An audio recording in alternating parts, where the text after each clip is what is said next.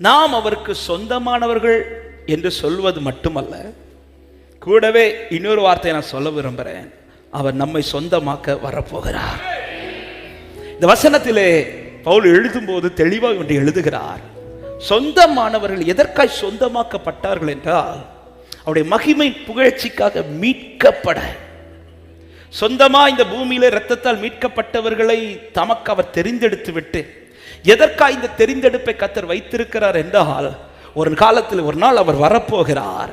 அவர் வரும்போது யாருக்காக வரப்போகிறார் என்றால், எவர்களை சொந்தமாக்கும்படி கர்த்தர் தெரிந்தெடுத்தாரோ அவர்களுக்காக என் ஆண்டவர் சீக்கிரத்தில் வரப்போகிறார். அவருக்கு சொந்தமானவர்கள் மாத்திரம் உங்க வலது கரத்தை உயர்த்தி சத்தமாய் ஆமென் சொல்லுங்க பார்க்கலாம். முதலாவது ஒரு தேவ பிள்ளை அறிந்து கொள்ள வேண்டிய ஒரு சத்தியம், நான் அவருக்காய் நியமிக்கப்பட்டவன். சபை என்பது கர்த்தருக்காய் நியமிக்கப்பட்ட மனவாட்டி. நாம் கர்த்தருக்காய் நியமிக்கப்பட்டவர்கள் என்பதை ஒரு நாளும் மறந்துடவே கூடாது. என்னை சொந்தமாக்க என் ஆண்டவர் வெகு சீக்கிரத்தில் வரப்போகிறார். இந்த வார்த்தை ஏன் இந்த நாளில் பேச விரும்புகிறேன் என்றால், கடந்த ஒரு வாரமாய் கர்த்தர் எனக்குள் எழும்பின ஒரு கேள்வி, நீ எதை சொந்தமாக்க விரும்பி கொண்டிருக்கிறாய்? இந்த பூமியில உனக்கு எது சொந்தமாகணும்னு நீ விரும்பி கொண்டிருக்கிறாய்? என் நினைவுல எதை நான் சொந்தமாக்க விரும்பி கொண்டிருக்கிறேன்? ஒரு காரியத்தை அறிந்து கொள்ளுங்க. நான் எதை சொந்தமாக்க விரும்புகிறேனோ அதற்கு ஏற்றாற் போல் நான் என்னை மாற்றுவேன். ஆமென். எதை நான் சொந்தமாக்க விரும்புகிறேன் அதற்கு ஏற்றார் காரியங்களை நான் செய்வேன்.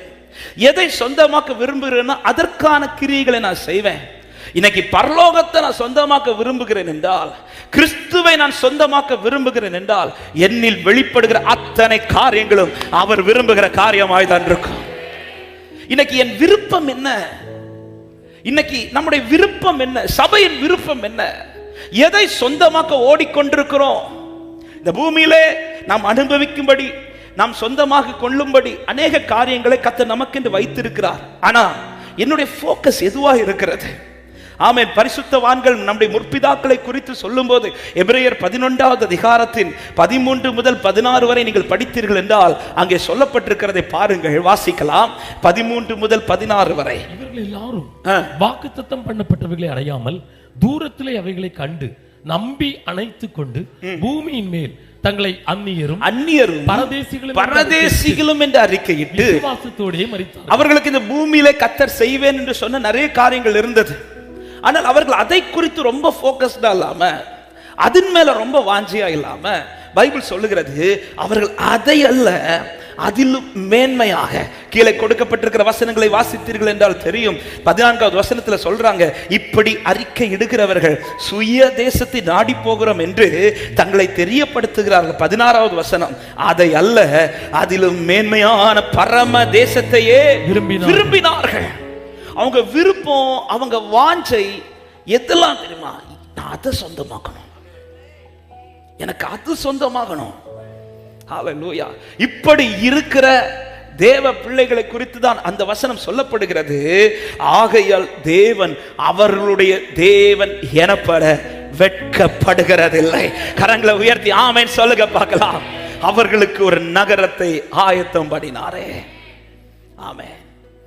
யார் அவர்கள்? ஆபிரகாமின் தேவன் எனப்பட, ஈசாக்கின் தேவன் எனப்பட, யாக்கோபின் தேவன் எனப்பட ஆண்டவருக்கு வெட்கம் வரலையா?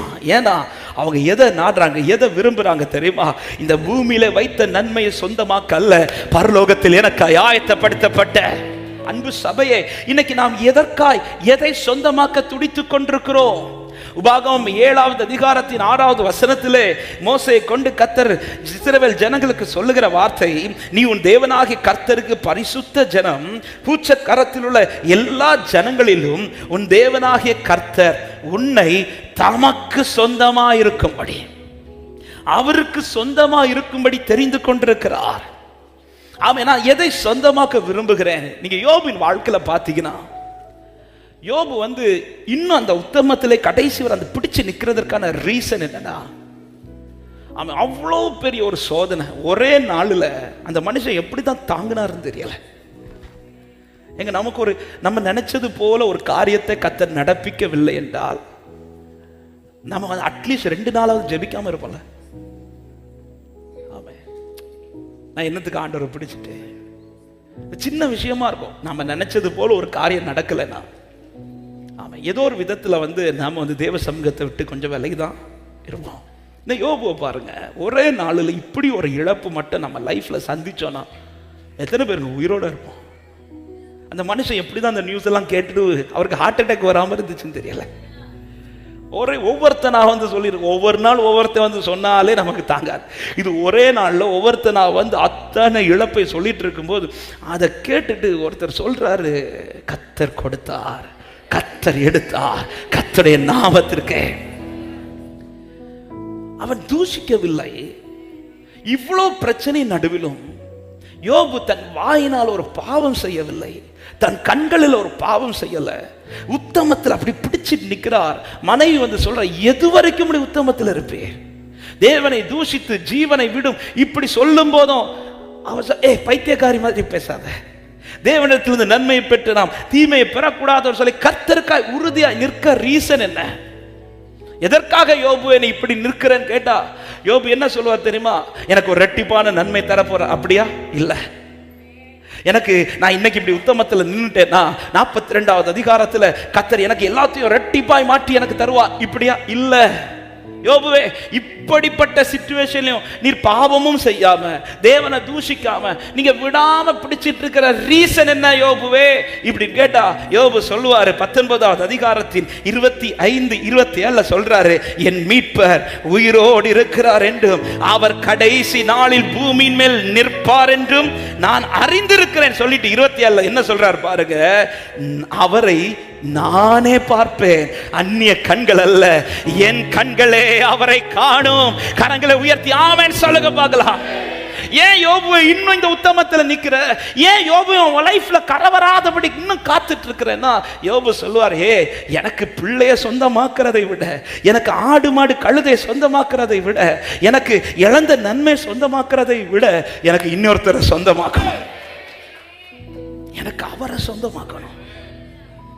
எனக்கு ஒண்ணு தெரியும், அவர் வருவார், அவர் வருவார். ஆமென். வேதத்திலே முதலாவது எழுதப்பட்ட புஸ்தகம் யோபின் புஸ்தகம். அவ எந்த காலத்துல அவர் நம்புறார் பாருங்க, அவர் வருவார். நமக்கு அவர் சொல்லிட்டு போயிட்டார், வருவேன்னு சொல்லிட்டு போயிட்டாரு. அல்லேலூயா. அவர் வருவார். அவர் இன்னும் ஒரு நம்பிக்கை, நான் இதை அறிந்திருக்கிறதுனால நான் ஏன் இன்னும் உத்தமத்தில் இருக்கிறேன்னா எனக்கு ஒரு ரெட்டிப்பான நன்மை சொந்தமாக்கப்பட இது அல்ல. அது வந்தா சந்தோஷம், வராட்டாலும் சந்தோஷம். எனக்கு அது அல்ல. அவர் வரும்போது அந்நிய கண்கள் அல்ல, என் சொந்த கண்களாலே, அந்நிய கண்கள் அல்ல, நாதா என் கண்ணால் கண்டிடுவே, அந்நிய கண்கள் அல்ல. Yes Lord. நாதா என் கண்ணா கண்டிடுவே, அந்நாளின் வாழ்வினில், அந்நாளின் வாழ்வினில் பொன்னா, என் வாழ்வின் பாக்கியனா, அண்ணா என் வாழ்வினில் பொன்னா, என் வாழ்வின் பாக்கிய. இன்னைக்கு எதை சொந்தமாக்கும்படி வாழ்ந்து கொண்டிருக்கிறோம்? கிறிஸ்துவை சொந்தமாக்க விரும்புகிற தேவ பிள்ளைகள் தங்கள் கிரியைகளை ரொம்ப கவனமா இருப்பார்கள். ஹல்லேலூயா. எதை நான் சொந்தமாக்க விரும்புகிறேனோ அந்த சொந்தமாக்கும்படி நான் என்ன செய்யணுமோ அதை செய்வேன். அதுக்கு நான் எப்படி செய்யணும், எப்படி வாழணும், அதற்கேற்றார் போல வாழுவேன். ஹல்லேலூயா. என்ன நான் எப்படி அதற்காக தயார்படுத்தணுமோ அதற்கேற்றார் போல நான் தயார்படுத்திக் கொள்வேன். யோபுவே, இன்னும் உத்தமத்தில் பிடிச்சிட்டு இருக்கிற ரீசன் அதில் நன்மைக்காக இல்ல, அவருக்காக. அவர் வரும்போது, அதனாலதான் யோபு தன் கண்களிலும் அப்படி உறுதியா இருந்தார், தன் பேச்சில உறுதியா இருந்தார். எந்த விதத்திலும் பாவம் செய்யாதபடிக்கு அவ்வளவு உறுதியா இருந்தார். அவர் நம்மை சொந்தமாக்கினவர். இன்னை சொந்தமாகினவர்கள், அவரால் சொந்தமானவர்கள் அவரை சொந்தமாக்கும்படி ஆயத்தமாக்கப்பட வேண்டும். இது கடைசி காலத்திற்குள் வந்திருக்கிறோம். ஆமா, இன்னும் நாட்கள் எவ்வளவு செல்லும் என்று தெரியவில்லை. அன்பு சபையே, விழித்தெழும்புவோம். கர்த்தர் சீக்கிரத்தில் வரப்போகிறார். எத்தனை பேர் நம்புறீங்க இந்த காலத்திலே கர்த்தருடைய வருகை இருக்கும் என்று விசுவாசிக்கிறவங்க கரங்களை உயர்த்தி சத்தமாய் ஆமென். நீங்க ஆமென் சொல்லாட்டாலும் அதுதான் ஆமென். ஹல்லேலூயா. தேசத்தில் நடக்கிற காரியங்கள் வெளிப்படுத்துகிறது அல்லவா? ஆமா, இந்த யுத்தம் எப்படி போக போகுதுன்னு தெரியல. ஆமை இது எல்லாம் கர்த்தர் அவை அடையாளங்களாய் வைத்து ஆல்ரெடி சொல்லி இருக்கிறார். அவை இன்னும் சபை அவை உறங்கிக் கொண்டிருக்குமானால் அல்லேலூயா சொந்தமானவர்கள் மீட்கப்படணும். எத்தனை பேர் விரும்புறீங்க? ஆண்டவர் என் கண்ணு உங்களை பார்க்கணும்ப்பா விரும்புறாங்க. ஒரே ஒரு ஜெபத்தை உங்க வலது கரத்தை உயர்த்தி ஆமென் யோபுவை போல அவரை நான் பார்ப்பேன், நான் பார்த்துறணும் ஆண்டவரே, நான் பார்த்துறணும். இவ்வளவு நன்மை அனுபவிச்சேனா, இவ்வளவு கிருபை அனுபவிச்சேனா, மிஸ் பண்ணிடக்கூடாதப்பா, மிஸ் பண்ணிடக்கூடாதப்பா, மிஸ் பண்ணிடக்கூடாதப்பா. ஹல்லேலூயா ஹல்லேலூயா ஹல்லேலூயா. மிஸ் பண்ணிடக்கூடாது ஆண்டவரே. என் கண்கள் அதை பார்க்கணும், என் கண்கள் அதை பார்க்கணும்.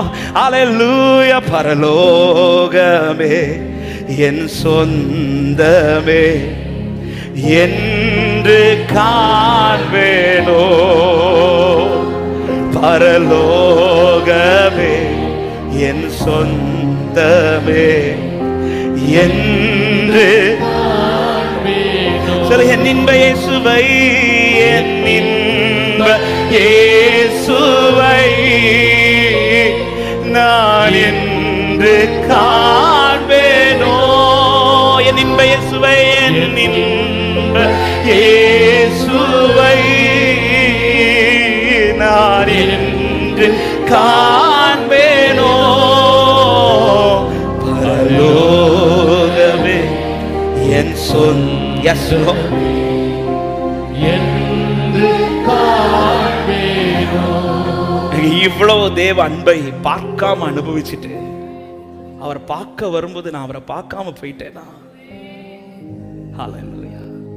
அதாவது தேவனை அறியாம நரகத்துக்கு போகிறவர்களை விட பரிதபிக்கப்பட்டவங்க யார் தெரியுமா? தேவ அன்பை அதிக ருசிச்சுட்டு அவரை பார்க்காம போறாங்க தெரியுமா? ஏன் இன்னும் கர்த்தர் காலத்தை தாமதிக்கிறார்? ஒருவரும் கெட்டு போவது தேவ சித்தம் கிடையாது, தேவ சித்தம் கிடையாது. இப்ப ஆண்டவர்கிட்ட போய் சும்மா கேட்கலாமா, ஆண்டவரே ஏன் ஆண்டவரை இன்னும் வரல? ஆண்டவர் சிம்பிளா ஒரு வார்த்தை சொல்ல, இப்ப நான் வந்தா இதுல பாதியும் வராது. சரி, நான் ஒரு கொஸ்டின் கேட்கிறேன். இப்ப ஆண்டவர் எத்தனை பேர் போவீங்க? கையில தூக்கட்டா.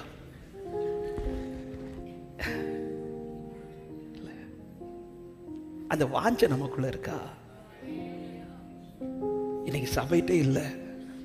சபைக்கு இன்னைக்கு எது சொந்தமாகணும், எது இன்னைக்கு நமக்கு ரொம்ப மேன்மையா இருக்கு? எனக்கு கர்த்தர் இந்த நன்மை செய்ய மாட்டாரா, இந்த வார்த்தை நிறைவேற்ற மாட்டார்? எஸ், அதெல்லாம் நடக்கும். ஆனா என்னுடைய ஃபோக்கஸ், நான் எப்பவுமே சொல்லுவேன், இரத்தத்தால் மீட்கப்பட்ட ஜனத்தை அவர் என்ன சொல்லிதான் மீட்டார்னா, ஏளிமை தருவேன்ல, கானானுக்குள்ள கொண்டு போவேன். ஆனா கானானுக்கு போறதுக்கு முன்னாடி ஒரு ஏலி உனக்கு உண்டே. ஆனா நீ ஏலிமை பார்க்க கூடாது, உன் ஃபோக்கஸ் கானானா இருக்கணும். உன் ஃபோக்கஸ் கானானா இருந்தா உன் லைஃப்ல ஒரு ஏலிம் உண்டு. விசுவாசிக்கிறவங்க இப்ப சொல்லுங்க, பரலோகமே என் சொந்த. சிலருக்கு இது பாடுறதுக்கு பயம், ஏன்னா இந்த பாட்டு பொதுவா எங்க பாடி பழகிட்டாங்க, மரண வீட்டுல பாடி பாடி பழகி இப்ப அது பாட, இது எதுக்கு பாடுறீங்க? சிலருக்கு இது பாடினாலே ஒரு பயம். இந்த வாரத்துல நிறைய ஸ்டேட்டஸ் இந்த பாட்டு தான் இல்ல, அந்த கரெக்டா இந்த செய்தி ஆண்டவர் வந்து இருதயத்தில் எழுப்ப பண்ணிட்டு இருக்கும் போது இந்த பாட்டுல வந்து அப்படியே வைரலா இந்த வாரம் எல்லா ஸ்டேட்டஸ்லயும் வச்சுட்டு இருந்தாங்க. அப்ப ஆண்டவர் அதை கன்ஃபார்ம் பண்ணாரு, உனக்கு சொந்தமா எதை மாத்துறதுக்கு விரும்புற? அன்னைக்கு இருக்கிற பரிசுத்தவான்களுடைய ஏக்கம் அதுதான். ஆமா ஆண்டவரே, எனக்கு சொந்தமா இந்த பூமியின் கூடாரம் அல்ல, அந்த பரலோக. வருத்தம், பசி, தாகம், மன துயரம் அங்கே இல்லை. வருத்தம்,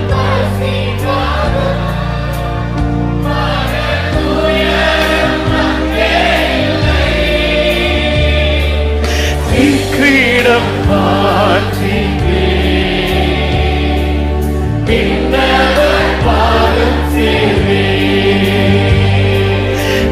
கிரீடம் வாஞ்சிப்பே,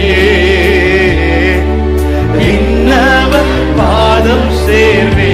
பரலோகமே, பரலோகமே என் சொந்தமே என்று காண்பேனோ. பரலோகமே, பரலோகமே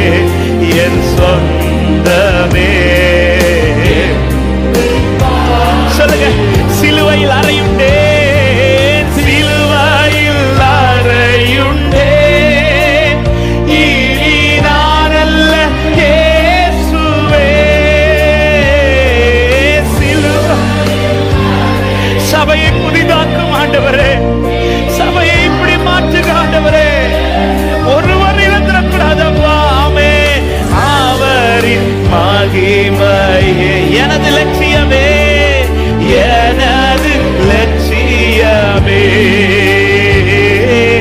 அவரின் மகிமையே எனது லட்சியமே. பரலோகமே என் சொந்தமே என்று காண்பேனோ, பரலோகமே என் சொந்தமே என்று என் இன்ப இயேசுவை, என் இன்ப இயேசுவை நான் என்று காண்பேனோ, என் இன்ப இயேசுவை, என் இன்ப இயேசுவை நான் என்று காண்பேனோ, பரலோகமே என் சொந்தமே என்று காண்பேனோ. ஆமென். பிள்ளைகள்லாம் வெளிநாட்டுக்கு போகும்போது, ஆமென், வெளிநாட்டுல இருந்து வந்துட்டு திரும்பலாம் போகும்போது அனுப்புறவங்க என்ன கேட்பா, இனி எப்போ வருவீங்க? எதுக்கு இனி எப்போ வருவீங்கன்னு கேட்கறது? அங்கிருந்து பொருள் வாங்கிட்டு வரதை வாங்குறதுக்கா? இல்ல, பார்க்கறதுக்கு. அவன் இயேசு போகும்போது சீஷரெல்லாம் இப்படி பார்க்குறாங்க. பார்க்கும்போது இயேசு சொல்றார், வருவேண்ணா, நான் வருவேன், நான் வந்து பார்ப்பேன், உன்னை கூட்டிட்டு போக நான் வருவேன். எத்தனை பேர் வரணும்பா? பார்க்க ஆசையா இருக்குதுப்பா. சிலுவையில் அறையுண்டே, இனி நான் அல்ல, சிலுவையில் என்னை சொந்தமாக்கினவரே, என்னை சொந்தமாய் தெரிந்து கொண்டவரே, அவரின் மகிமையே எனது லட்சியமே, அவரின் மகிமையே எனது. சொல்லுங்க, பரலோகமே, பரலோகமே, thank you Jesus, என்று. ஆமென். பரலோகமே என் சொந்தமே என்று. அவரை சொந்தமாக்க விரும்புகிறவர்கள் அவரை சொந்தமாக்கும்படி எப்படி வாழணுமோ அப்படி வாழ துடிப்பார்கள். கிருபையாய் அவர் நம்மை சொந்தமானவர்களாய் மாற்றி இருக்கிறார். நாம் சொந்தமானவர்கள் அல்ல. யோவான் எழுதும்போது தெளிவா எழுதுகிறார், அவர் தமக்கு சொந்தமானதிலே வந்தார், ஆனால் அவருக்கு சொந்தமானவர்களோ அவரை ஏற்றுக்கொள்ளவில்லை. அதோடு முடிக்காமல் 11வது வசனத்துல என்ன சொல்றார்னா, 12வது வசனத்துல அவருடைய நாமத்தின் மேல் விசுவாசம் உள்ளவர்களாய் அவரை ஏற்றுக்கொண்டவர்கள் எத்தனை பேர்களோ அத்தனை பேர்களும் தேவனுடைய பிள்ளைகள் ஆகும்படி அதிகாரம் பெற்றோம். நாம் சொந்தமானவர்கள் அல்ல, ஆனால் சொந்தமானவர்களாய் அவர் நியமித்து விட்டார். எதற்காக நியமித்து போயிருக்கிறார் என்றால், இனி சீக்கிரத்தில் அவர் சொந்தமாக்க வர போகிறார். அப்ப நியமிக்கப்பட்ட ஒரு தேவ பிள்ளை எதை எதிர்பார்த்து இருக்கணும்னா, என்னை சொந்தமாக்க வரப்போகிறவர் அவர் வரும்போது என்னை சொந்தமாக்கத்தக்கதை நான் இருக்கணும். ஹல்லேலூயா. இயேசு கிறிஸ்து நம்மை சொந்தமாக்கும்படி இந்த பூமியில அவர் பரத்திலிருந்து இறங்கி வரும்போது அவர் செய்ய வேண்டிய காரியங்கள் எல்லாம் என்ன இருந்துச்சு தெரியுமா? அவன் தெரிந்த வார்த்தைகளானாலும் ஒரு விசை கூட அதை நினைவுபடுத்துகிறேன். பிலிப்பியர் 2வது அதிகாரத்தில் 6-7 வசனத்தில் இப்படி சொல்லப்படுகிறது, அவர் தேவனுடைய ரூபமாக இருந்தும் தேவனுக்கு சமமாயிருப்பதை கொள்ளையாடின பொருளாக எண்ணாமல் தம்மை தாமே வெறுமையாக்கி அடிமையின் ரூபம் எடுத்து மனுஷர் சாயல் ஆனார். ஆமென். இப்படி அவர் மாற வேண்டியதாக இருந்தது. பூமியிலே பாவத்தில் இருந்த என்னை அவர் சொந்தமாக்கும்படி அவர் இப்படியெல்லாம் வர வேண்டியது இருந்துச்சு. அதற்காக தன்னை அவர் அர்ப்பணிக்கிறார். சிலதை வெறுக்கிறார். சில இடத்துல அவர் அந்த கேரக்டர் அப்படியே மாறுறார். அடிமையின் ரூபத்தை எடுத்து கொடுத்ததல்ல, அவர் எடுக்கிறார். ஏன் ஆண்டவரே நீங்க இதை வெறுமையாக்குறீங்க? ஏன் ஆண்டவரே இந்த ரூபத்தை நீங்க எடுக்கிறீங்க? ஏன் ஆண்டவரே நீங்க இப்படி உங்களை தாழ்த்துறீங்கன்னா அவர் சொல்ற வார்த்தை, எனக்கு அவனை சொந்தமாக்கணும் அப்படின்றார். ஹல்லேலூயா. இந்த வார்த்தையை நான் ஆவிக்குரிய அர்த்தத்தோட சொல்றேன். என்ன சொந்தமாக்குறதற்கு அவர் சிலதை மாற்ற வேண்டியது இருந்தது போல, அவரை சொந்தமாக்குறதுக்கு நான் சிலதை மாத்தணும். என்னை சொந்தமாக்க அவர் மேன்மையானதெல்லாம் மாத்தினார், நான் அவரை சொந்தமாக்க தீமையானதெல்லாம் மாத்தணும். ஹல்லேலூயா. இந்த காலை இந்த வார்த்தையை தியானிக்கும் போது அவர் என்ன சொந்தமாக்குறதுக்கு மேன்மையானதெல்லாம் வச்சுட்டு இந்த பூமியில நான் பார்த்த அந்த தீமையானதெல்லாம் அவர் மேல ஏத்துக்கிட்டாரு. ஹல்லேலூயா. ஏத்துக்கிட்டு என்ன சொந்தமாக்கிட்டு ஆண்டவர் என்ன சொல்றாருன்னா, இனி நான் உன்னை சொந்தமாக்க வரும்போது நீ எதை பார்க்கறதுக்கு இருக்கு? மேன்மையானது. அதுதான் பைபிள் சொல்ல, ஒருவன் கிறிஸ்துவுடனே கூட எழுந்தது உண்டானால் அவன் பூமிக்குரியவைகளை அல்ல மேலானவைகளை நாடக்கடவன். அவர் என்னை சொந்தமாக்க அவர் எப்படி எனக்காக சிலதை செய்தாரோ அதே போல நான் அவரை சொந்தமாக்க அவருக்காக நான் சிலதை செய்யணும். ஏன் இதை செய்றீங்க? இது உலகத்துக்காக இல்ல. ஏன் இதை செய்றீங்க? இது உங்க இது நான் அவரை சொந்தமாக்கும்படி. ஹல்லேலூயா. சில காரியங்களை நாம் செய்துதான் ஆகணும். ஆமென். அவர் எனக்காக சில காரியத்துல வெறுக்கிறதுல அவர் உறுதியா இருந்தார். சில காரியத்துல எனக்காய் மாற்றுறதுல அவர் உறுதியா இருந்தார். அவர் மாத்தின காரியத்தை பாத்தீங்கன்னா தீமையான காரியம், அது மேன்மையான காரியங்கள். ஆனா என்ன சொந்தமாக்குறதற்கு இதை மாத்தணும்னு அவர் மாத்திட்டு வந்தார். இதை நான் எப்படி மாத்துறது? ஐயோ இந்த இடத்து இதை நான் எப்படி விட்டுட்டு அவனுக்கு வேண்டி இப்படி யோசிச்சிருந்திருப்பார்னா இன்றும் நாம் தேவனை அறியாதவர்களாய் தான் அழிந்தே போயிருந்திருப்போம். அவர் சிலதை யோசிக்காம என்ன சொந்தமாக்கணும்னு வந்ததுனால தான் இன்னைக்கு நான் ஜீவனோட அப்பா சமூகத்துல இருக்கிறேன்னு சொல்றவங்க ஹல்லேலூயா. என் மீது அன்பு கூர்ந்து பலியானி சிலுவையிலே எனக்காக கழுவி நீர் பிரித்தெடுத்தீர் பிறக்கு முன்னால் உமக்கென்று வாழ்ந்திட பிரித்தெடுத்தீர் பிறக்கு முன்னால் உமக்கென்று வாழ்ந்திட. கரங்களை உயர்த்தி ஆராதனை உமக்கே அனுதினமோ. ஆமென். ஆராதனை கர்த்தர் நல்லவர் அனுதினம். கொலோசையர் 3வது அதிகாரத்தின் 1-2 வசனங்களை நீங்கள் வாசித்தீர்கள் என்றால் அங்கே சொல்லப்பட்ட வார்த்தை தெரிந்த வார்த்தைகள் தான் வாசியுங்கள். நீங்கள் கிறிஸ்துவுடன் கூட எழுந்ததுண்டானால் கிறிஸ்து தேவனுடைய வலது பார்சத்தில் வீற்றிருக்கும் இடத்தில் உள்ள மேலானவைகளை தேடுங்கள். மேலானவைகளை தேடுங்கள். பூமியில் உள்ளவைகளை அல்ல, மேலானவைகளை தேடுங்கள். ஏனென்றால் நீங்கள் மரித்தீர்கள். ஜீவன் கிறிஸ்துவுடனே. இப்ப நம்ம கிறிஸ்துவுடனே தேவனுக்குள் மறைந்திருக்கிறது சொல்லிட்டு 4வது வசனம் சொல்லப்படுகிறது. நம்முடைய ஜீவனாகிய கிறிஸ்து வெளிப்படும் போது நீங்களும் அவரோட கூட மகிமையிலே வெளிப்படுவீர்கள். கரங்களை உயர்த்தி ஆமென் சொல்லுங்க பார்க்கலாம். இதோட முடிக்கவில்லை. அப்ப இந்த மகிமையில வெளிப்பட விரும்புகிறவர்கள் தான் என்ன செய்ய வேண்டும் என்று அடுத்த வசனங்களை நீங்க படிச்சீங்கன்னா தெரியும். அழித்து போடுங்கள் என்று 5வது வசனத்தில் ஒரு சில காரியங்கள் சொல்லப்பட்டிருக்கிறது. 8வது வசனத்தில் விட்டு விடுங்கள் என்று சொல்லப்பட்டிருக்கிறது. ஹல்லேலூயா. 9வது வசனத்தில் களைந்து போடுங்கள் என்று சொல்லப்பட்டிருக்கிறது. 10வது வசனத்தில் தரித்துக் கொள்ளுங்கள். ஆமென். அழித்து போடுங்கள். எதை அழிக்கணும்? விபச்சாரம், அசுத்தம், மோகம், துருச்சை, விக்கிரகாராதனையான பொருளாசை ஆகிய இவைகளை பூமியிலே உண்டு பண்ணுகிற உங்கள் அவயவங்களை அழித்து போடுங்க. இதை நீ அழிச்சிடணும். இதை நீ விட்டு வைக்க கூடாது, அல்லது இதை நீ களைந்தும் விட்டுறக்கூடாது. இது என்ன பண்ணிடணும்? ஆமே. இது பாம்புக்கு விஷம் மாதிரி. பாம்பை கொன்ன அடுத்து என்ன செஞ்சிடணும்?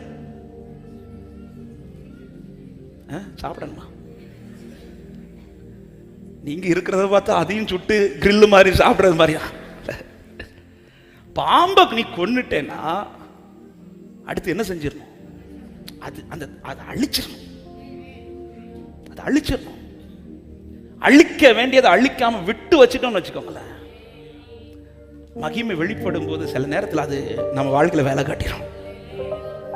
3 காரியங்கள் தெளிவா. அழிக்க வேண்டியதை அழிச்சிரு, விட்டு விடுங்கள். சிலதை விட்டுறணும். எதை விட்டுறணும்? இப்பொழுதோ கோபமும் மூர்க்கமும் பொறாமையும் உங்கள் வாயில் பிறக்கலாகாத தூஷணமும் வம்பு வார்த்தைகளும் ஆகிய இவைகளை எல்லாம்.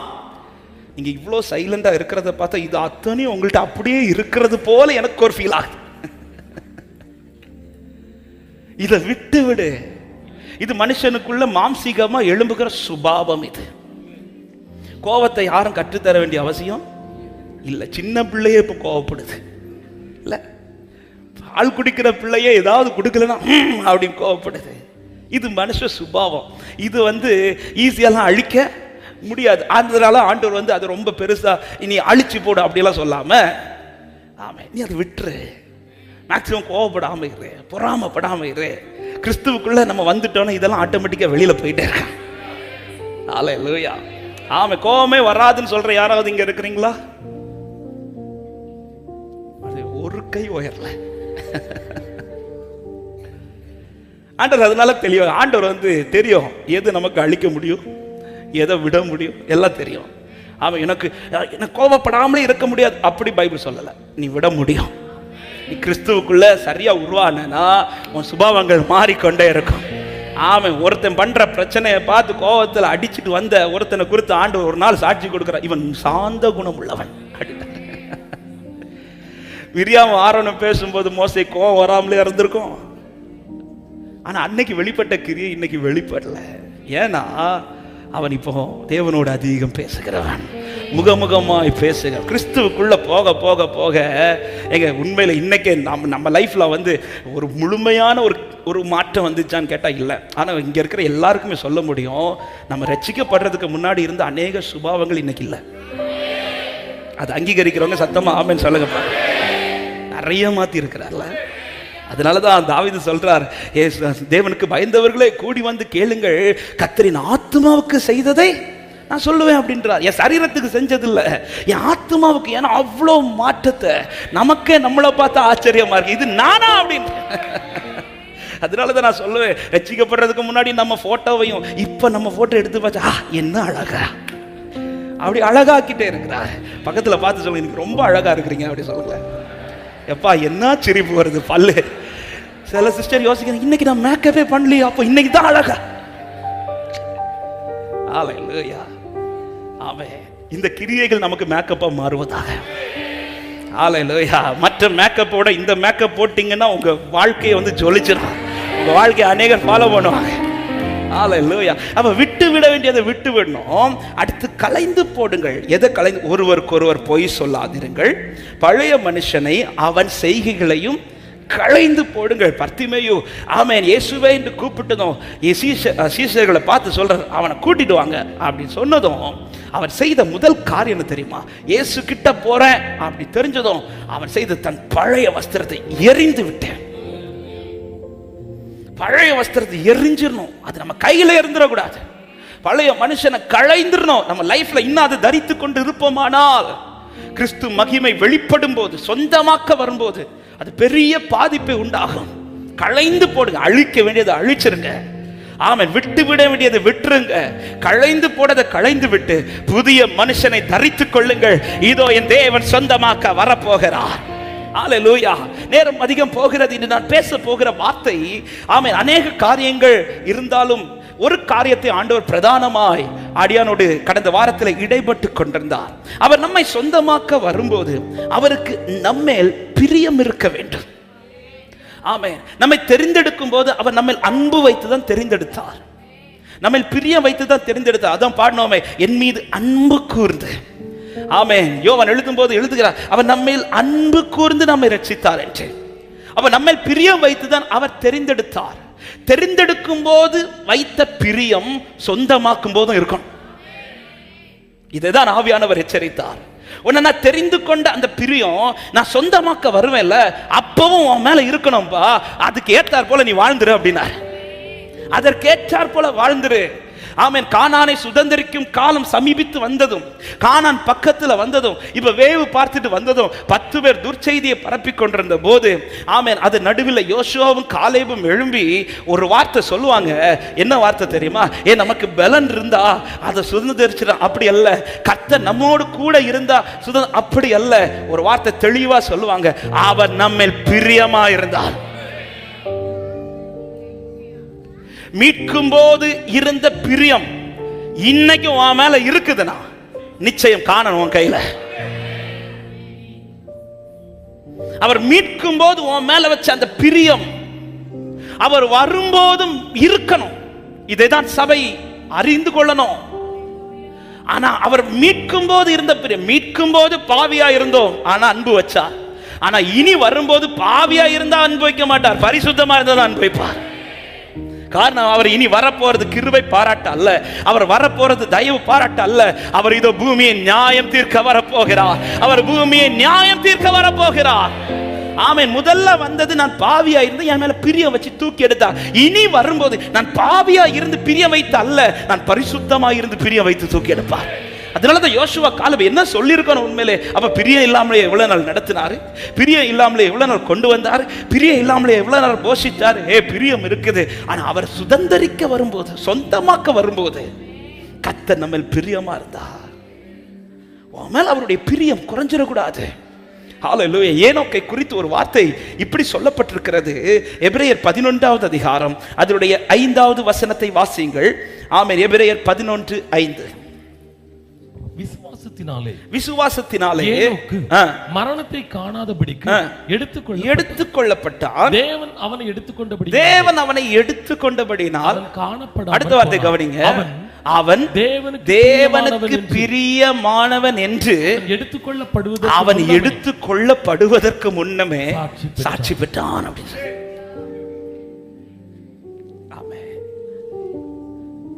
இன்னைக்கு பாவியா இருந்த நான் இன்னைக்கு தேவ சமூகத்தில் நிற்க ரீசன் என்னன்னு கேட்டா, ஒரு வார்த்தை, என் மேல பிரியம் வச்சு தெரிந்தெடுத்தார். ஆமென். இந்த வார்த்தை சொல்லும் போது இன்னொரு வார்த்தையை சொல்றேன். இனி சொந்தமாக்க வரும்போதும் யார் மேல பிரியம் இருக்கிறாரோ அவங்கள சொந்தமாக்குவார். ஏனோக்கை குறித்து அவர் எடுத்துக்கொண்டார். ஆனா அவன் எடுத்துக்கொள்ளப்படுவதற்கு முன்பாக என்ன சாட்சி பெறுகிறான் என்றால், தேவனுக்கு பிரியமானவன், தேவனுக்கு பிரியமானவன். ஆமா, இந்த பிரியமானவன் என்கிற இந்த அனுபவத்திற்குள்ளாய் சபை கடைசி வரை காணப்பட வேண்டும். எனவேதான் கொரிந்தியருக்கு எழுதும் போது பவுல் வார்த்தைகளை இப்படி எழுதுகிறார். 2 கொரிந்தியர் 5வது அதிகாரம் 6 முதல் 9 வசனங்கள் வரை வாசிக்கலாம் வேகமாக. தரிசித்து நடவாமல் விசுவாசித்து நடக்கிறோம். இந்த தேகத்தில் குடியிருக்கையில் கர்த்தரிடத்தில் குடியிராதவர்களாய் இருக்கிறோம் என்று அறிந்தும் எப்பொழுதும் தைரியமா இருக்கிறோம். நாம் தைரியமாகவே இருந்து இந்த தேகத்தை விட்டு கூடி போகவும் கர்த்தரிடத்தில் குடியிருக்கவும் அதிகமாய் விரும்புகிறோம். அதிநிமித்தமே நாம் சரீரத்தில் குடியிருந்தாலும் குடியிராமற் போனாலும் அவருக்கு பிரியமானவர்களாய் இருக்க நாடுகிறோம். ஏன் அவருக்கு பிரியமானவர்களாய் இருக்க நாடுகிறோம் என்றால் 8ல சொல்றாரு, இந்த தேகத்தை விட்டு குடி போகி கர்த்தரிடத்தில் குடியிருக்க நான் விரும்புறேன் அப்படின்றார். எனக்கு அங்க சொந்தமாக்கணும், அந்த பரலோகத்தை எனக்கு அவரை சொந்தமாக்குறதற்கு இந்த தேகத்துல நான் குடியிருக்கும் போது எப்படி இருக்க விரும்புகிறேன் என்றால் அவருக்கு பிரியமா இருக்கவே. ஹல்லேலூயா. ஒவ்வொரு நாளும் ஒரு தேவ பிள்ளையுடைய ஜெபம், ஆண்டவரே உமக்கு பிரியமானதை செய்ய எனக்கு கற்று நீரே என் தேவன், நீரே என் பாடுக. நல்ல பரிசுத்த ஆவியானவர்,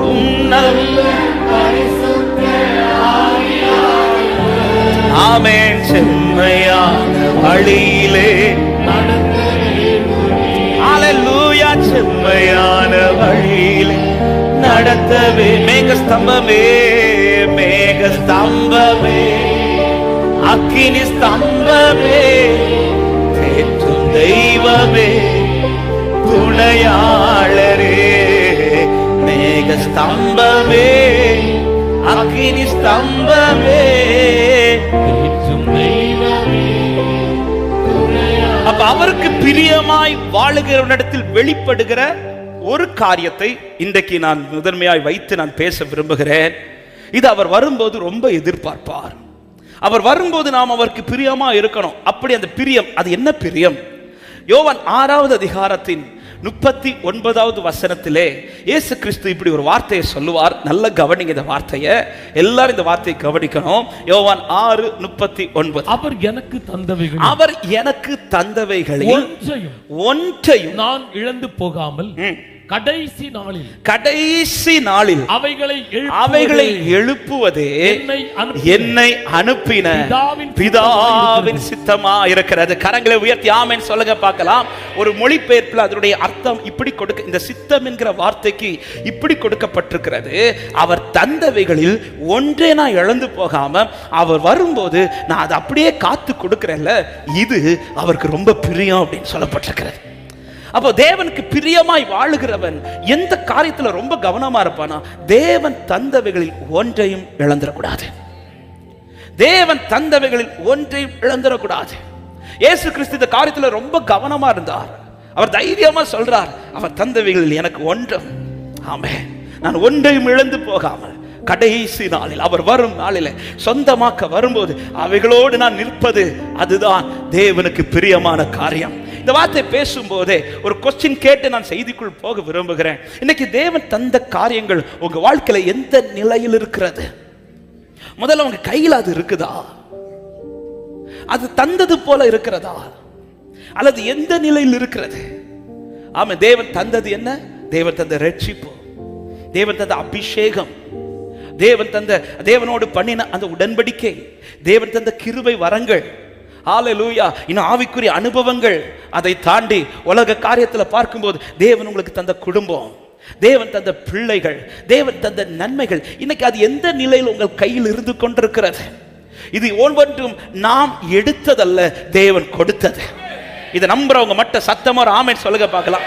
இன்னைக்கு என் கையில இருக்கிற சின்னதோ பெரியதோ எல்லாமே நான் எடுத்ததல்ல, தேவன் கொடுத்ததுன்னு சொல்றவங்க மட்டும் கரத்தை உயர்த்தி ஆமென். அவர் கொடுத்தது, இதை மறந்துடவே கூடாது. எதுவான கர்த்தர் கொடுத்தது, ஆமென். புருஷன் கர்த்தர் கொடுத்தது, மனைவி சொல்லுங்களேன், ஆமென்.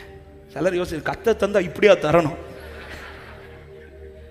பிள்ளைகள் கர்த்தர் கொடுத்தது, பெற்றோர் கர்த்தர், பிள்ளைகளா சொல்லுங்க, பெற்றோர் கர்த்தர் கொடுத்தது, ஹல்லேலூயா, ஆமென். ரட்சிப்பு கர்த்தர் கொடுத்தது, உடன்படிக்கை பண்ணியிருக்கிறோம், அது கர்த்தர் கிருபை பாராட்டினது, அபிஷேக கர்த்தர் கொடுத்தது, ஊழியம் கர்த்தர் கொடுத்தது, சபை கர்த்தர் கொடுத்தது, ஒவ்வொன்றும் கர்த்தர் நமக்கு தந்திருக்கிறார்.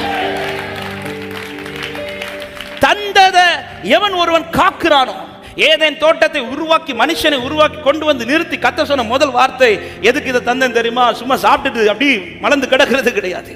இதை பண்படுத்தும், இதை காக்கும். இதை நீ பண்படுத்தணும், இதை காக்கணும். நிர்விசாரமா இருந்துராத. நான் வரும்போதெல்லாம் இதை பார்ப்பேன், வரும்போதெல்லாம் இதை பார்ப்பேன். தேவன் தந்த குடும்பத்தை இன்னைக்கு எப்படி நடத்தி கொண்டிருக்கிறோம், தேவன் தந்த பிள்ளை இன்னைக்கு எப்படி பார்த்து கொண்டிருக்கிறோம், அவன் பெற்றோரை எப்படி கவனித்துக் கொண்டிருக்கிறோம். ஹல்லேலூயா. இன்னைக்கு சபையிலே அதிகமாய் சத்துருடைய கிரியைகள் பெருகி கொண்டிருக்கிறது, குடும்பங்களை சின்ன பின்னமாக்கி கொண்டிருக்கிறான். அன்பு சபையே, அன்பான குடும்பங்களுக்கு இந்த வார்த்தையை நான் பாரமாய் பேசுகிறேன். கர்த்தர் சீக்கிரத்தில் வரப்போகிறார். கர்த்தர் சீக்கிரத்தில் அவர் தந்ததை கணக்கு கேட்கிறவர் வரப்போகிறார். ஹல்லேலூயா. அவருடைய பிரியத்தில் மிகப்பெரிய பிரியத்தை தந்ததுல நான் ஒன்னும் இழந்துடக்கூடாது. தந்ததுல சொந்தமாக்க வரும்போது அவர் என்கிட்ட பார்க்கும்போது நான் ஒன்னும் இழந்துடக்கூடாது. அவைகளை கடைசி நாட்களில் எழுப்புவது என் பிதாவின் சித்தமாய் பிரியமா இருக்கிறது. இன்னைக்கு தேவன் தந்தவைகளை நான் எப்படி வைத்துக் கொண்டிருக்கிறேன்? ஹல்லேலூயா.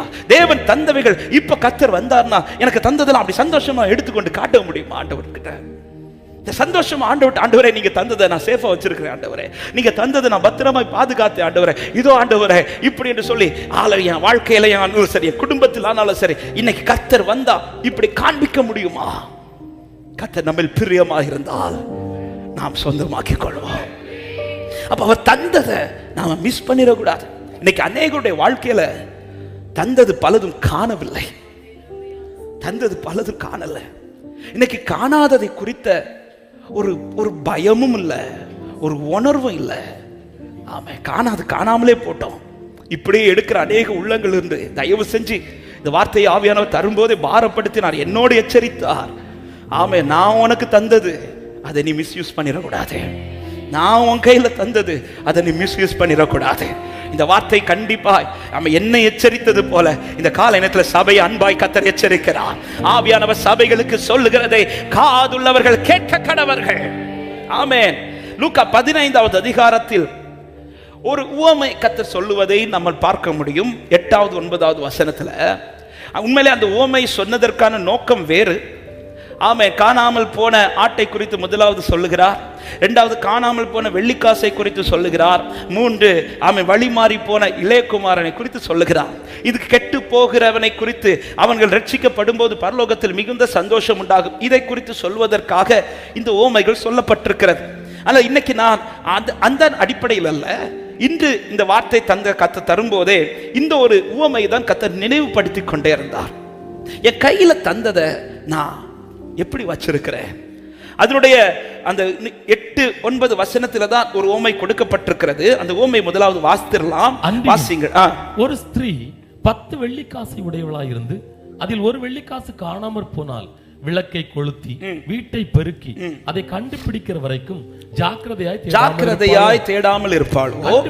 கண்டுபிடித்த பின்பு சிநேகிதர்களையும் அயல் வீட்டுக்காரிகளையும் கூட வரவழைத்து காணாமற் போன வெள்ளி கண்டுபிடித்தேன், என்னோட சந்தோஷப்படுங்கள் என்பாள் அல்லவா. அவளுக்கு எப்பதான் சந்தோஷம் வந்துச்சுன்னா காணாதது கையில வந்த பிறகுதான். ஆமென்.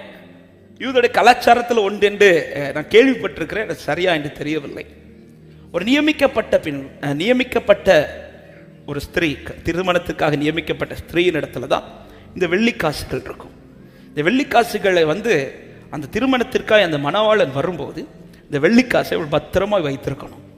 அவர் அந்த வெள்ளிக்காசை ஒவ்வொன்றை எண்ணி எண்ணி அவர்கிட்ட கொடுக்கணும். ஏன்னா அது அவர் தந்துட்டு போனது. அதில் ஒன்று மிஸ் ஆயிருந்தாலும் சொந்தமாக்க வந்தவர் சொந்தமாக்காம போயிடுவார். ஹல்லேலூயா. அதில் ஒன்று, அதனால தான் 9 கையில் இருக்குதுல்ல, ஒன்று தானே மிஸ் ஆச்சு. ஒன்று தானமா மிஸ் ஆச்சு, 9 கையில் இருக்குதுல்ல. நீ அதை வச்சு சந்தோஷப்படு. இல்லை, இது அவர் தந்தது, இது அவர் தந்தது. அவர் என்னை சொந்தமாக்க வரும்போது நான் 9 இல்லை, நான் 10 கொடுத்தாதான் என்னை சொந்தமாக்குவார். நான் 10 கொடுத்தாதான் அவருக்கு பிரியம், நான் 10 கொடுத்தாதான் பிரியம். அதனால அவள் என்ன செய்கிறாள்? அதை கண்டுபிடிக்கிறது வரையிலும் அவளுக்கு நெஞ்செல்லாம் படபடக்குது. 1 இருந்து 9 போச்சு, நீ தேடுறதுனா படபடக்கிறதுனா ஓகே. 9 தான் இருக்குதுல, 1 தானே மிஸ் ஆச்சு. இல்ல, 1 இல்லைனாலும் சொந்தமாக்க மாட்டார்.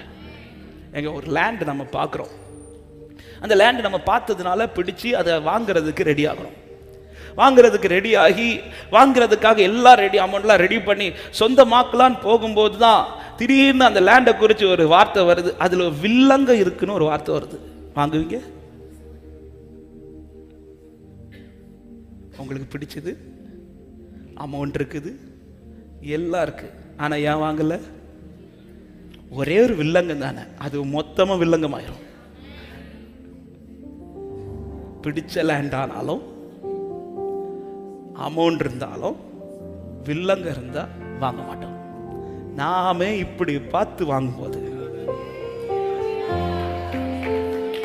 நீ சொந்தமானவன் தான், நீ உடன்படிக்கை பண்ணவன் தான், ஆனா சொந்தமாக்க வரும்போது உன் பத்திரத்துல வில்லங்க இருக்கக்கூடாது.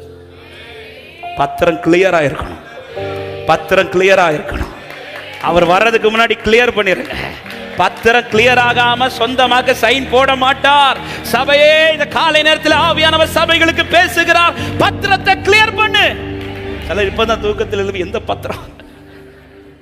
உங்க வீட்டு பத்திரம் தான், சீக்கிரம் எழுதி கொண்டு வாங்க. பத்திரத்தை கிளியர் பண்ணுங்க. ஹல்லேலூயா. பத்திரத்துல வில்லங்க இருந்துனா இது கர்த்தருக்கு பிடிச்ச லேண்ட் தான், இது நமக்கு பிடிச்ச லேண்ட் தான், அமௌண்ட் எல்லாம் இருக்கு, ரெடி, சொந்தமாக்கலான்னு வரும்போது ஒரு காதல ஒரு நியூஸ் வருது அல்லது பார்க்கும்போது தெரியுது, அந்த பத்திரத்தில் ஒரு வில்லங்க இருந்தா அவன் எவ்வளவுதான் பிடிச்ச லேண்டான வாங்க மாட்டான். நிறைய லேண்ட் நம்ம சர்ச்சுக்கு பார்த்தோம், நிறைய பார்த்த லேண்ட் பிடிச்சது, அது பார்த்த லேண்ட்ல நிறைய வில்லங்கமும், அதனால அதை ஸ்கிப் பண்ணி நம்ம வீட்டுக்கு ஒரு லேண்ட் பார்க்குறோம், நிறைய இதில் வில்லங்க ஸ்கிப் பண்ணி விட்டுருவோம். ஆமா, பிடிச்ச லேண்டு தான், பிடிச்ச இடம் தான், ரைட், பிடிச்ச இடம், அதனால நான் வாங்கிய தீர்ந்து வாங்கிட்டேன்னா அது பிற்காலத்தில் எனக்கு பெரிய. இதே போலதான் பரலோ, ஒரு உலகத்தில் ஒரு லேண்ட் வாங்குறதுக்கு இப்படி ஒருவன் பார்க்கும்போது, பரலோகம் என்னை சொந்தமாக்க வரும்போது எப்படி அவர் கவனிப்பார். அதனால ஒன்று அவளுக்கு 9 இருக்குதுல்ல, இல்ல இல்ல ஒண்ணு இல்லை, நானும் அவர் தந்தவைகளை நான் ஒன்றையும் இழந்து கூடாது. ஆமென். அதற்காக அவள் என்ன செய்கிறாள்? 3 காரியத்தை செய்கிறாள். இந்த 3 காரியமும் ஒவ்வொரு நாளும் நம்முடைய வாழ்க்கையில் வெளிப்பட வேண்டிய காரியங்கள். ஒன்று, நான் அதை சொல்லி விட்டுறேன், அதுக்கு நேரம் போகிறதுனால எல்லாத்தையும் விவரமாய் சொல்ல முடியுமான்னு தெரியல. நான் அந்த 3 காரியங்களை சொல்றேன். ஒன்று, அவளுக்குள் உணர்வு நஷ்டப்படவில்லை, உணர்வு நஷ்டப்படவில்லை. 2வது, விளக்கை ஏற்றுகிறாள். 3, வீட்டை பெருக்குகிறாள். ஆமென். உணர்வு நஷ்டப்படவில்லை, விளக்கை ஏற்றுகிறாள், வீட்டை பெருக்குகிறாள். ஹல்லேலூயா. இவள் இவ்வளவு வேகமாய் காணாமல் போன இந்த ஒரு வெள்ளிக்காசு எப்படியாவது எனக்கு கிடைச்சே ஆகணும், எனக்கு அது கிடைக்காம எனக்கு அடுத்து ஒரு சந்தோஷம் இல்லை என்று இவ்வளவு வேகமாய் பாரமாய் இவள் தேடுவதற்கான ரீசன் என்னன்னா, முதல்ல அவளுக்குள்ள ஒரு உணர்வு நஷ்டப்படல. என்ன உணர்வுனா, என் நேசர் சீக்கிரத்தில் வரப்போகிறார் என்கிற உணர்வு. என் நேசர் சீக்கிரத்தில் வரப்போகிறார். இந்த உணர்வு ஒருவேளை அவளுக்கு நஷ்டப்பட்டிருக்குமானால் அவள் தேடுவதை தாமதித்திருப்பாள். ஏமா இவ்வளவு வேகமா தேடுற? இன்னைக்கு அந்த காயின் உனக்கு வேணுமா? எஸ் வேணும். ஏன் இன்னைக்கே வேணும்? அவர் இந்த டைம்ல வருவேன்னு சொல்லிட்டு போகல, அவர் எப்ப வேணாலும் வருவார், அவர் எப்ப வேணாலும் வருவார், அவருடைய கால சத்தம் எப்ப வேணாலும் துணிக்கும். எனவே நான் காலத்தை தாமதிக்க கூடாது. இழந்ததை எப்படியாவது நான் திருப்பி பெற்றுக்கொள்ளணும், இழந்ததை நான் எப்படியாவது திருப்பி பெற்றுக்கொள்ளணும். தேவ பிள்ளையே, ஒரு தேவ பிள்ளை தேவன் தந்ததை இழந்து நிற்பது பரலோகம் விரும்பாது. நீ சகலத்தையும் திருப்பி கொள்வாய். இந்த வார்த்தையின்படி, இந்த வார்த்தையை நான் தீர்க்க தரிசனமாய் பேசுகிறேன். நீ தேடுவது உண்மையானால் நீ திருப்பி கொள்வாய். ஹல்லேலூயா. இந்த உணர்வு அவளை என்ன வைக்குதுன்னா, தேட வைக்குது. பைபிள்ல ஒரு வார்த்தை அழகா இருக்குது பாருங்க, சங்கீதத்திலே. ஆமென். 14வது சங்கீதம் 2வது வசனம், தேவனை தேடுகிற உணர்வுள்ளவன் உண்டோ. இந்த வார்த்தையை படிக்கும்போது நான் இதை இப்படியே படிச்சேன், உணர்வு இருந்தா தேடும். எனக்குள்ள உணர்வு இருக்கும்னா நான் தேட வேண்டியதை தேடிக்கொண்டே இருப்பேன். என் வாழ்க்கையில நான் ஒவ்வொன்றையும் கவனமாய் பார்த்து கொண்டிருப்பேன். இன்னைக்கு ஏன் நமக்கு நிறைய விஷயங்கள் அப்படி நிர்விசாரம் ஆயிடுச்சுன்னா, இந்த உணர்வு நஷ்டப்பட்டு போய்விட்டது. சத்துரு இன்னைக்கு சபைக்கு செய்கிற மிகப்பெரிய தந்திரத்தில் ஒண்ணுதான், உணர்வு அப்படியே இல்லாமலாக்கிட்டான். கிறிஸ்துவை குறித்த உணர்வு இல்லை, கிறிஸ்துவின் வருகை குறித்த உணர்வு இல்லை, அவர் சீக்கிரம் வரப்போகிறாங்கிற உணர்வு இல்லை. இப்படி யுத்தம் நடக்கும்போது, இப்படி தேசத்தில் அந்தந்த காரியங்கள் நடக்கும்போது இதை பார்த்துட்டு ஐயோன்னு சொல்றோமே தவிர என்ன உணர்வு வர மாட்டேங்குது தெரியுமா? ஹே, கர்த்தர் சீக்கிரத்தில் வரப்போகிறார், அவர் இதோ வாசற்படியில் வந்திருக்கிறார். ஓகே, உணர்வு வரணும்னா நான் தேடுவேன். உணர்வு வந்துச்சுன்னா என் காரியத்தை நான் சீர்படுத்தி கொண்டிருப்பேன். உணர்வு வந்துட்டுனா என் வாழ்க்கையை நான் சரி செய்து கொண்டே இருப்பேன். இன்னைக்கு நான் எவ்வளவு பாவம் செஞ்சோம், எவ்வளவு காரியங்கள் என் வாழ்க்கையில் நஷ்டப்பட்ட பிறகும் அதை தேடுறதுக்கு எனக்கு ஒரு உணர்வு வரலனா, ஹல்லேலூயா, நான் ரொம்ப பின்வாங்கி இருக்கிறேன் என்று அர்த்தம். ஆமென். வேதம் சொல்லுகிறது, உணர்வில்லாத இருதயம் இருளடைந்தது என்று சொல்லிவிட்டு, ரோமர் 1வது அதிகாரத்தில் 21 அது சொல்றாரு. சொல்லிவிட்டு 28:31 சொல்றார் பாருங்கள், வாசிங்கள். ஆமென். ரோமர் 1, தேவனை அறியும் அறிவை பற்றிக் கொண்டிருக்க அவர்களுக்கு மனதில்லாதிருந்தபடியா தகாதவைகளை செய்யும்படி தேவன் அவர்களை கேடான சிந்தைக்கு ஒப்பு கொடுத்தார். அடுத்த 31வது வசனம், உணர்வில்லாதவர்களுமாய் உடன்படிக்கைகளை மீறுகிறவர்களுமாய் சுபாவ அன்பில்லாதவர்களுமாய் இணங்காதவர்களுமாய் இரக்கமில்லாதவர்களுமாய். உணர்வு இல்லைனாலே அடுத்து உடன்படிக்கை மீறுவாங்க, சுபாவத்தில் மாற்றங்கள் வித்தியாசமாயிரும், இணங்க மாட்டாங்க, இன்னும் இரக்கம் இல்லை. இன்னைக்கு தேசத்தில் நடக்கிற காரியத்தெல்லாம் பார்த்து அப்படிதானங்க தெரியுது. ஒவ்வொரு நாள் நியூஸ் படிக்கும் போது பாரமா இருக்குது. கடந்த நாளில் தூத்துக்குடியில் ஒரு +2 மாணவியுடைய நிலை. ஆமாம், நம்ம வீட்டில் இப்படிப்பட்ட பிள்ளைங்க இருக்கும்போது, ஆமாம், அந்த பிள்ளைக்கு இப்படி ஒரு நிலை வந்துச்சுன்னா எப்படிங்க அது தாங்க முடியும்? அந்த பிள்ளையுடைய பெற்றோர் என்ன கதறல் இருப்பாங்க. இரக்கமில்லாதவன், ஏன்னா ஒரு உணர்வு இல்லை. அவனை, அந்த பிடிக்கப்பட்டவனை குறித்து சொல்றாங்க, ஆல்ரெடி இதே போல ஒரு பெரிய கேஸ்ல மாட்டி அப்படி சிக்கின பிறகு அந்த உணர்வு இல்லை. உணர்வு இல்லைனாலே நிறைய விஷயங்கள் நான் நிர்விசாரமா செஞ்சுட்டு இருப்பேன். ஆமே, சவுலை விட்டு உணர்வு நஷ்டப்பட்டுச்சு. அதனால தான் செய்கிறதுல நிர்விசாரமா கடைசியில் குறி கேட்க கூட போயிட்டான். ஆனா தாவீதுக்குள்ள உணர்வு நஷ்டமாகல. அதனால தேவ சமூகத்துல இருந்து கேட்கிறா, ரட்சிப்பின் சந்தோஷத்தை எனக்கு திரும்ப தாங்க ஆண்டவரே. உணர்வு நஷ்டமாகுதா? இன்னைக்கு இந்த உணர்வு சபையிலும் இன்னைக்கு இல்ல, தேசத்திலும் இன்னைக்கு இல்ல. ஹல்லேலூயா. உணர்வு இல்லாத ஜனத்தினுடைய இருதயம் இருளடைந்து கொண்டே இருக்கும். நாளுக்கு நமக்கே தெரியாது. ஹல்லேலூயா. அப்படி எனக்கு உணர்வு இல்லைனா ஒரு காரியத்தை நான் எப்படி அறிஞ்சு கொள்வேன் தெரியுமா? உணர்வு வரலன்னா ரோமர் 1வது அதிகாரம் 21வது வசனத்தை வாசியுங்கள். அவர்கள் தேவனை அறிந்து அவரை தேவன் என்று மகிமைப்படுத்தாமலும் ஸ்தோத்திரியாமலும் இருந்து தங்கள் சிந்தனைகளிலே உணர்வு இல்லாதவங்கள்ட்ட வெளிப்படுகிற ஒரு சுபாவம் என்ன தெரியுமா? தேவனை தான் ஆராதிப்பாங்க, ஆனா அவங்க வாயில என்ன வராது? மகிமையும் படுத்த மாட்டாங்க, ஸ்தோத்திரமும் பண்ண மாட்டாங்க. என்னால இன்னைக்கு ஆராதிக்க முடியல, ஆராதனையில் என்னால தேவனை இணைந்து ஆராதிக்க முடியலன்னா எனக்குள்ள அந்த உணர்வு இல்லைன்னு அர்த்தம். ஹல்லேலூயா. உணர்வு உள்ளவன் தேவனை மகிமைப்படுத்துவான். உணர்வு உள்ளவன் தான் கர்த்தரை தேடுவான். இன்னைக்கு என் லைஃப்ல பர்சனல் பிரேயர் இல்லையா, எனக்கு தேவனை தேடுகிற அனுபவம் என் லைஃப்ல இல்லைன்னா, ஆமென், எனக்குள்ள அந்த உணர்வு நஷ்டமாகி விட்டது. சபையே, இன்றைக்கு காலையில நம்ம ஜெபிக்க போற ஜெபம் இதுதான். ஆண்டவரே, எனக்கு உணர்வை தருவீராக. ஒரு உணர்வை காற்றை கர்த்தர் வீச பண்ணுவாராக. உணர்வு அடைஞ்சிட்டோம்னா நம்ம வேகமா தேடுவோம், வேகமா காரியத்தை சீர்படுத்துவோம், வேகமா காரியங்களை ஒழுங்குபடுத்துவோம். ஏன்னா உணர்வு உள்ளவனுக்கு தெரியும் சீக்கிரத்தில் அவர் வரப்போகிறார்.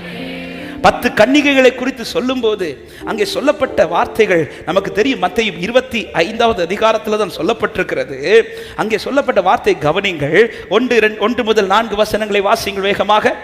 அப்பொழுது பரலோக ராஜ்யம் தங்கள் தீவெட்டிகளை பிடித்துக் கொண்டு மணவாளனுக்கு எதிர்கொண்டு போக புறப்பட்ட 10 கன்னிகைகளுக்கு ஒப்பாயிருக்கும்.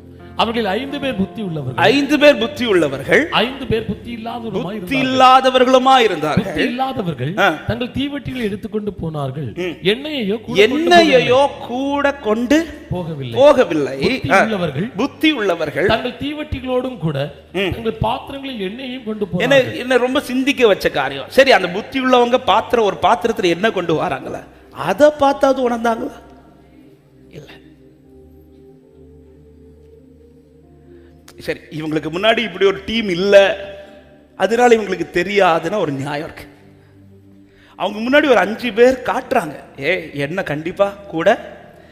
ஏன் என்ன இவங்க எக்ஸ்ட்ரா கொண்டு வராங்கன்னா, இவங்களுக்குள்ள இருந்த உணர்வு என்ன தெரியுமா? அவர் வருவார்னு தெரியும், ஆனா எப்ப வருவார்னு. இந்த தீ அவர் வரும் வர எரியுமான்னு எனக்கு நம்பிக்கை. அவர் வர்றது வர இதை நான் எரிய வச்சுட்டே இருக்கேன். அவங்களுக்கு இருந்த உணர்வு என்ன தெரியுமா? இப்ப எரிகிற இந்த தீ, ஒருவேளை இந்த தீ எரியும் போது அவர் வரலாம், ஆனா அவர் கொஞ்சம் தாமதிச்சார்னா இந்த தீ பத்தாது. இந்த தீ அவர் வர வர எரியணும்னா எனக்கு கூட கொஞ்சம் என்ன. இந்த உணர்வு யாருக்கு இல்ல தெரியுமா? அவங்களுக்கு இல்ல. அவங்களும் மணவாளனை சந்திக்க தான் வந்தார்கள், அவங்களும் அவரை சொந்தமாக்க தான் வந்தாங்க. ஆனா இவர்களுக்குள் இருந்த இந்த உணர்வு அவர்களுக்குள் இல்லாமல் போய்விட்டது. அவங்களுக்குள்ள இருந்த ஒரு என்ன தெரியுமா? இந்த தீ எரிஞ்சு முடிக்கிறதுக்குள்ள அவரு வருவார். ஆனா இந்த புத்தி உள்ள ஸ்திரீகளுக்குள்ள இருந்த உணர்வு, இந்த தீ எரியும் போது ஒருவேளை வந்துருவார், ஆனா ஒருவேளை இதை தாண்டி அவர் வர்றதுக்கு கொஞ்சம் தாமதிச்சுனா இந்த தீ பத்தாது என்று சொல்லி உணர்வடைந்து அதற்கு என்ன செய்யணுமோ அதை ரெடி பண்ணிட்டு வந்து உட்கார்ந்துருக்கிறாங்க. இந்த உணர்வு இருந்ததுனால அவங்க எல்லாம் ரெடி பண்ணிட்டாங்க. ரெடி பண்ணதுனால அவங்களுக்கு எதை குறித்து பயம் இல்லை. அவங்களுக்கு தெரியும் எல்லாம் ரெடியா இருக்கு, வரும்போது நம்ம போயிடுவோம். இவங்களுக்கு எதுக்கு பிறகு உணர்வு வந்துச்சு தெரியுமா? அவர் வந்துட்டு போன பிறகு. ஹல்லேலூயா. நிறைய பேருக்கு உணர்வு வரும் வந்துட்டு போன பிறகு. அப்போ தான் ஐயோ, அன்னைக்கே பாஸ்டர் மேடையிலேருந்து கத்தி கத்தி சொன்னாரே, என்னை எடுத்துட்டு வா, என்னை எடுத்துட்டு வா, என்னை எடுத்துட்டு வா. அன்னைக்கு சொல்லும் போது நான் கேட்கல. இன்னைக்கு என்னையும் இல்லை, பாஸ்டரும் இல்லை, என் கூட இருந்து கொண்டு வந்த யாருமே. ஹல்லேலூயா. காலத்தை பிரயோஜனப்படுத்தி கொள்ளுங்க. இன்னைக்கு கண்ணுக்கு முன்னாடி தெரியுது, உன் தீபம் கடைசி வரை எரிஞ்சுட்டே இருக்கணும். இந்த தீ அணைஞ்சிடக்கூடாது. அவர் கொளுத்தி விட்ட இந்த தீ கடைசி வரை எரிந்து கொண்டே இருக்கணும். எத்தனை பேர் விரும்புறீங்க இந்த தீவை கடைசி வரை எரியணும்னு சொல்றவங்க வலது கரத்தை உயர்த்தி எரிந்து கொண்டே இருப்பே எப்போதுமே. ஹல்லேலூயா. என் ஜீவன் பிரியும் வரை எரிந்து கொண்டே. எனக்கு என் லைஃப்ல எரிந்து கொண்டிருக்கிற இந்த தீ அவர் வருகை வரையில் எரிந்து கொண்டே இருக்கணும். இந்த தீ நான் எனக்குள் எரிய விட்டது அல்ல, கர்த்தர் எனக்குள் கொளுத்தி விட்டது. அதனால்தான் தீமோத்தேயு உனக்குள் கொடுக்கப்பட்ட அந்த அபிஷேகத்தை அனல் மூட்டிட்டே என்றார். ஹல்லேலூயா. அதை அவச்சிராத அனல் மூட்டிட்டே இரு. ஆமா, இந்த தீவட்டியில் வைத்திருக்கிற இந்த ஸ்திரீகளுக்கு தெரியும் இந்த தீ ஒருவேளை இந்த தீ அணையறதுக்குள்ள அவர் வந்துருவார். அப்படி வரலனாலும் எங்களுக்கு கவலை, ஏன்னா என்ன இருக்குது, அவர் வர்றது வரை இந்த தீயை நாங்க எரிய வச்சுட்டே இருப்போம். அவருக்கு பிரியமா இருந்து கொண்டே இருப்போம். இந்த உணர்வு நஷ்டப்பட்டதுனால இன்னைக்கு அநேகர் தங்கள் கையில சிலது காணாம போனது கூட ஐயோ காணாம போயிட்டேங்கிற ஒரு உணர்வே வர மாட்டேங்குது. ஹல்லேலூயா. இன்னைக்கு ஈஸியா குடும்பங்கள் பிரிகிறது. இன்னைக்கு ஈஸியா எல்லாத்தையும் இழந்துட்டு நிக்கிற கூட்டங்கள் அநேகம் உண்டு. தயவாய் இந்த சத்தத்தை கேட்கிற யாரா இருந்தாலும் சரி, உங்கள் குடும்பத்தில் ஒருவேளை இப்படிப்பட்ட இழப்புகள், குடும்பத்தில் பிரிவினைகள், இழப்புகளை நீங்கள் சந்தித்துக் கொண்டிருப்பீர்கள் என்றால் இன்றைக்கு ஆண்டவரே ஒரு உணர்வின் காற்றை எனக்கு வீச பண்ணுவீராக, என்னை தேட வைங்க ஆண்டவரே. ஹல்லேலூயா. தாவீது கேட்டானே, நான் போகலாம் ஆண்டவரே, நான் அந்த தண்டை பின்தொடர்வேனா, நான் திருப்பிக் கொள்வேனா என்று கேட்டதும் ஆண்டவர் சொன்ன வார்த்தை, நீ போ தாவீதே, நீ போய் சகலத்தையும் திருப்பிக் கொள்வார். இன்னைக்கு சில வார்த்தை, இந்த வார்த்தையை சில உள்ளத்திற்காக மறுபடி கர்த்தர் பேச, நீ தைரியமாய் நில்லு, நீ சகலத்தையும் திருப்பிக் கொள்வாய். ஹல்லேலூயா.